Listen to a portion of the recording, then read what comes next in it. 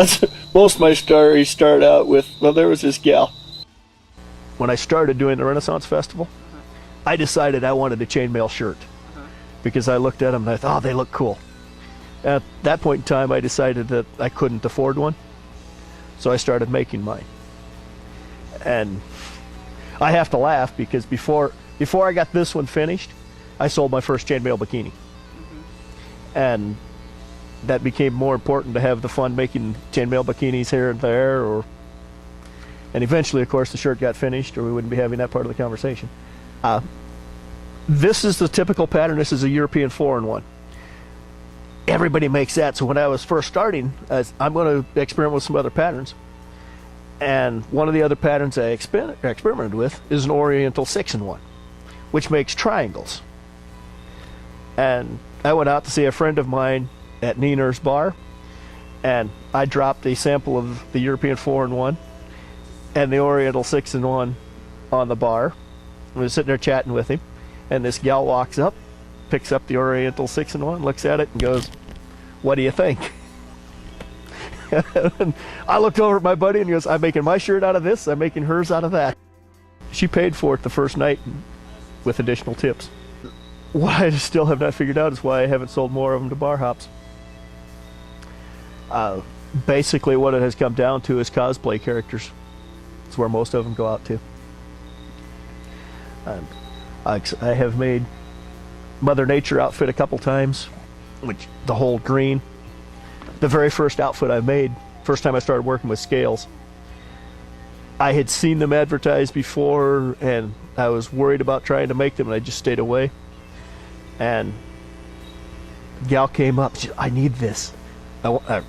This would be really cool to make." So push came to shove and I showed her where the website was and she saw the scales. I made her a reptilian outfit. The biggest advantage to working with scale mail and the models who want to shoot in something different for their portfolio, this is PG-13. I can't see through it. This isn't PG-13. It dates back far more than the 16th century.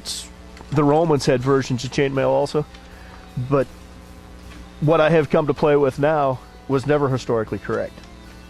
The scales, actually, they were made popular and brought into the world by D&D, Dungeons and Dragons game. Now there are a handful of people that make scale mail armor.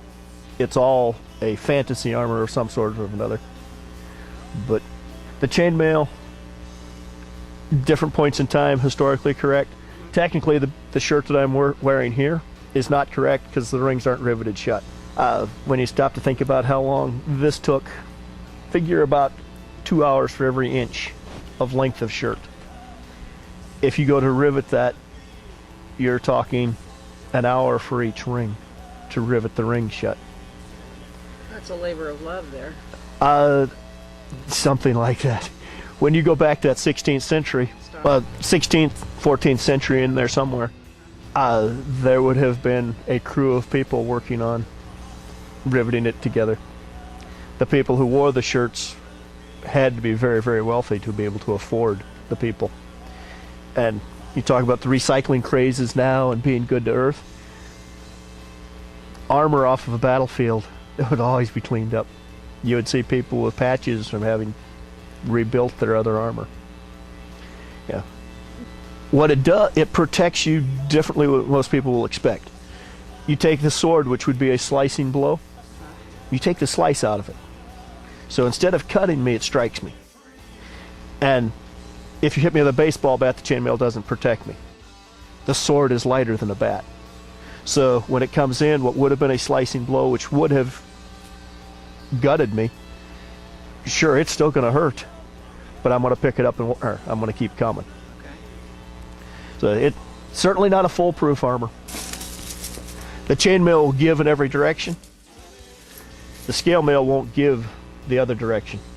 So it would actually be better armor, but since making those scales, medieval time would have been prohibitive. Most women didn't fight. If you extrapolate that thought, If they're not fighting, the armor is very, very expensive. On the other hand, if you take the Amazonian, which not South American Amazon, but they wore armor. Different varieties, and I believe the Mongol women also wore, they fought, they wore protection. In the age of chivalry, women didn't fight. So there's no need to have 10 people working on something for a year for her to wear it. The part of it that is fun is when I make somebody else's day because it makes my day. That's why I made the diamondback rattlesnake. That's why I made the mermaid, and I'll tear it apart and remake it. But I'm going to say that it's not necessarily my fantasy that keeps me interested in it. It's the people who want to do something in it. And the models who want to shoot in it, it's not necessarily a fantasy. I'm Lyle Miller, known by a few other odd names.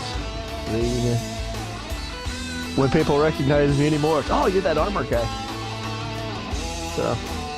So I answer armor guy, Lyle, hey you.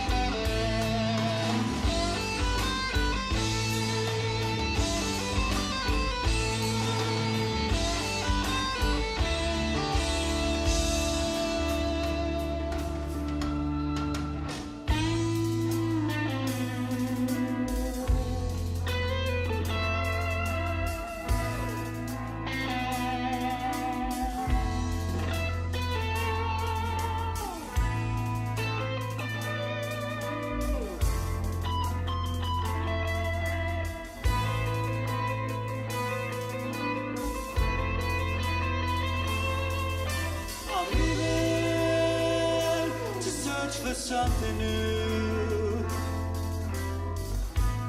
living everything I ever knew. 100 years in the sunshine hasn't taught me all there is to know.